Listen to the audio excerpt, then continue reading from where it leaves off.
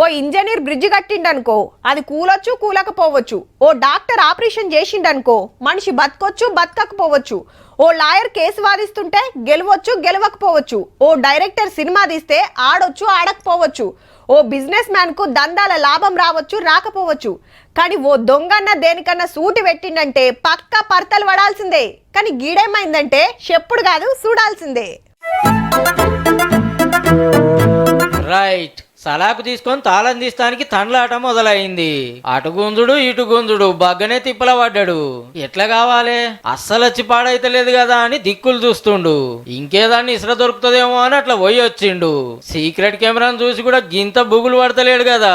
ఇంకో సలాకు తీసి చాలాసేపే తండ్లాడిండు గాని తాళం అయితే రాలే. ఇంకా ఇన్నే ఉంటే ఈపు సాప్ అవుతుంది అనుకుంటూ ఏమో ఒక్క సిద్ధం చేసుకొని ఉత్త చేతులతోనే వెనుకకు మర్రిండిగా. పోత పోతాడు పక్క తలుపు నూకి చూసిండు దబ్బున తెలుసుకుంటుందేమో అని. రంగారెడ్డి జిల్లా చెటన్పల్లిలో తాళం వేసిన ఇంటికి సూటి పెట్టిండు రాత్రి.